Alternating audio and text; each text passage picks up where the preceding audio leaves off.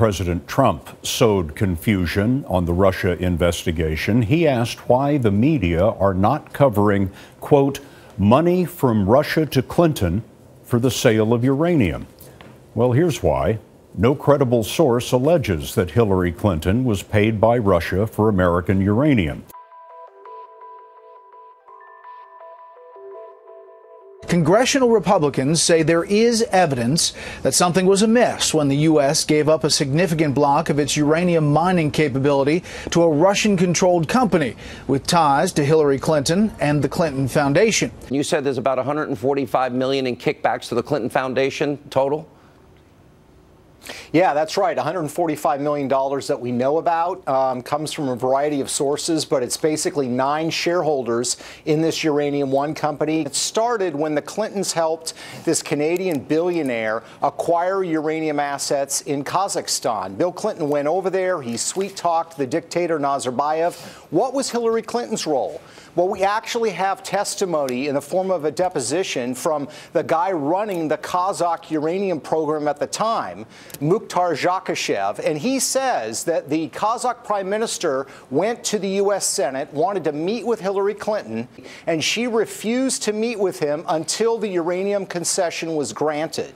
We already have testimony from foreign government officials that there was pressure. We know that as soon as Justra got this uranium concession, he sent his first donation ever, $30 million to the Clinton Foundation, and it sort of took off from there. So when Hillary Clinton says in 2010, a couple of years later, Uranium One, this Russia deal, I didn't know anything about it, she was intimately involved with this company over the last 5 years. And we have testimony of foreign officials saying so. The average person watching in America knows that it's very suspicious when you have the United States government, the State Department approving 20% transfer of our uranium, and then around the same time, the Hillary Clinton Foundation is getting $145 million, not from Joe Blow from Idaho. They're getting that money from 9 Uranium One investors. Back in 2009, they were well aware of money laundering, kickbacks connected to the Russian uranium industry and connected to firms here inside,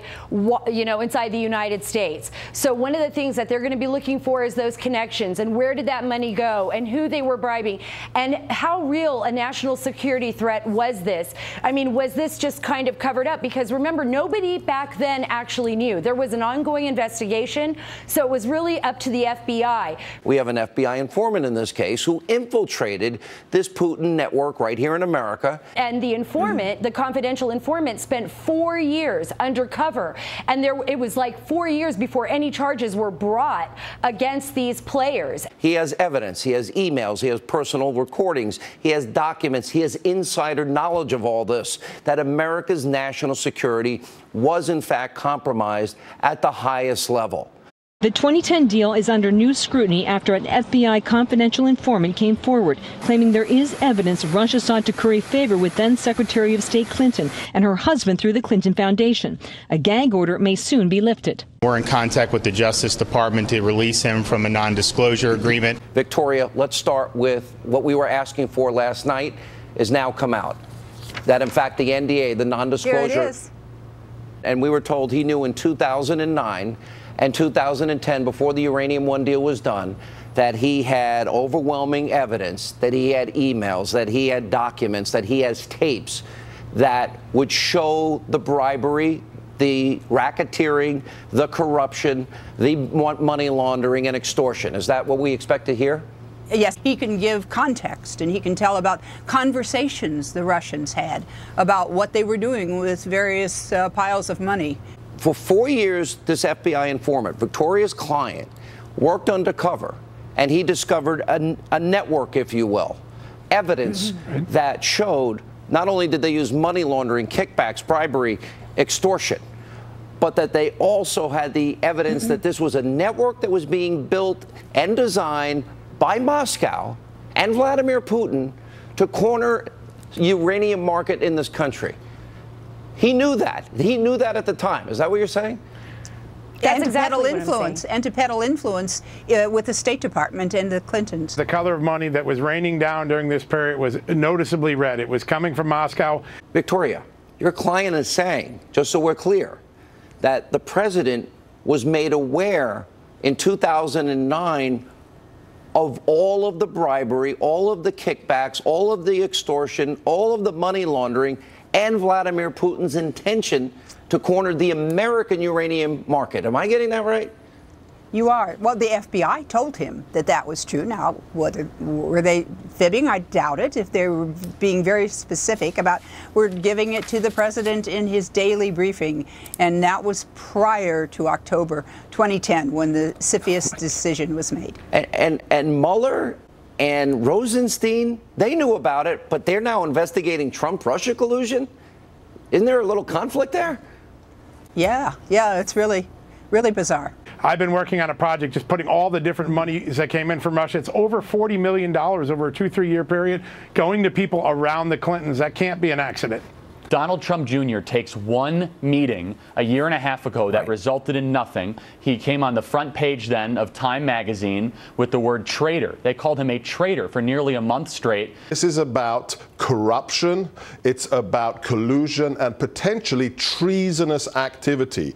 Members of the Obama administration at the cabinet level, as there was an FBI investigation of racketeering on uranium by Russia in America, approved this deal. Hillary Clinton approved a deal that would give 20% of our uranium to a nation like Russia that supports rogue regimes. This is massive. As I point out in the book, and anybody can go to WikiLeaks and look at, there were State Department cables classified that came out in WikiLeaks that were going to Hillary Clinton, top secret, that were talking about the fact that the Russians were looking to corner the world uranium market. They were active in Kazakhstan, they were active elsewhere, and that it was a strategic goal of Vladimir Putin to try to grab as much of the world uranium market as possible. So she was informed about this, she knew about this, and apparently didn't care. When the Clinton corruption case is finally laid to rest, when this criminal cartel pays the ultimate penalty for what they did to America's national security, we're going to forget Watergate ever happened. Laws potentially broken in the Uranium One deal. Let's put them up on the screen so our audience can understand it. Explain. Let's start there, because we sold out national security. This is huge. The first 6 statutes on the screen are the anti-corruption pay-to-play statutes. You cannot use your public office, Secretary of State, to confer a benefit to a foreign government in exchange for money. The evidence appears to be there. And because she used her charity, allegedly, that would be racketeering, which, the government goes after organized crime and the mafia for that. Now, remember, 2009, we knew about lies and bribes and kickbacks and extortion, money laundering, and racketeering, and they still allowed the deal through. But anyway, the Nuclear Regulatory Commission gave assurances the raw nuclear fuel would never be exported out of this country. Rosatom, the Russian state atomic agency, is not like our Department of Energy. Rosatom in Russia, it controls the Russian nuclear arsenal.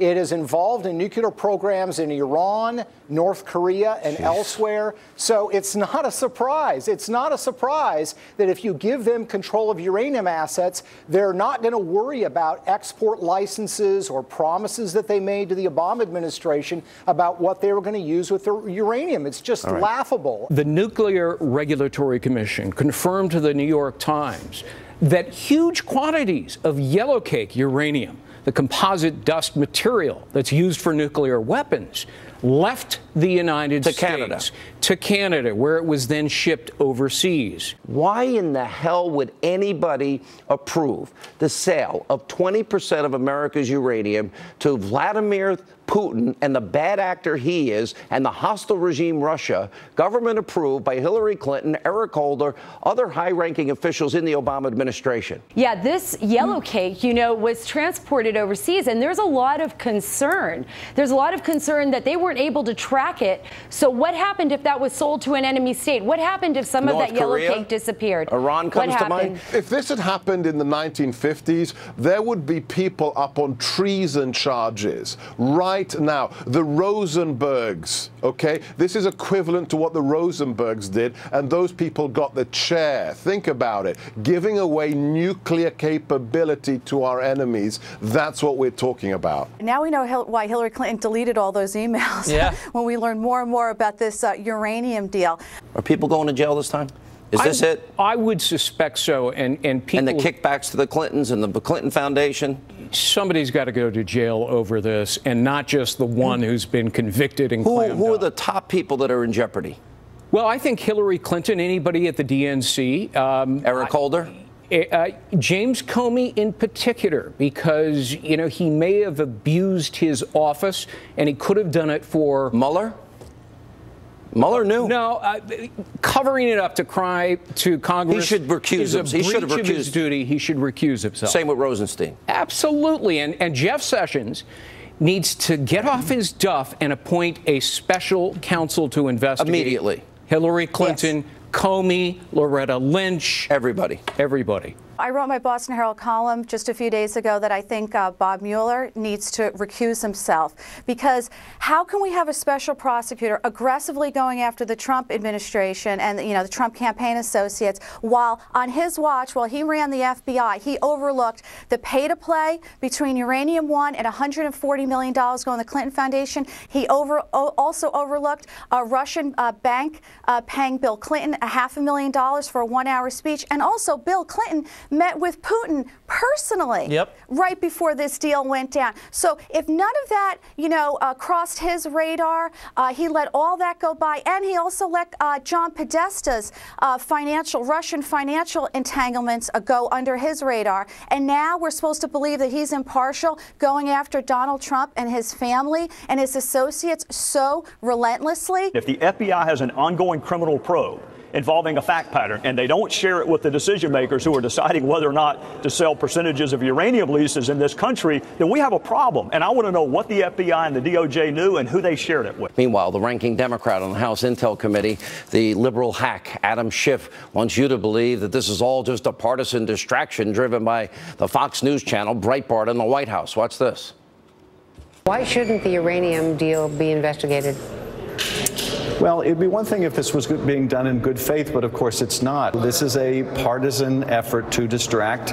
It's a partisan effort aligned with what the White House has been urging, and Fox and Breitbart, and which there was no consultation with the Democrats in Congress. Remember, I mean, this whole uranium thing comes from Fox News. So the question is, how did they get away with it, and do you think they slide this time? The Clintons are escape artists that would make Houdini proud. Whenever they are caught dangling their feet over the edge of illegality, they usually dummy up. Hillary Clinton, I'll give you an example, interviewed by the FBI, said 39 times, "I cannot recall." It was so short because she could only recall her name and date of birth. You know, she pretends like she's dumber than a bucket of hair when it serves her purpose, and the brightest person in the room when it helps her.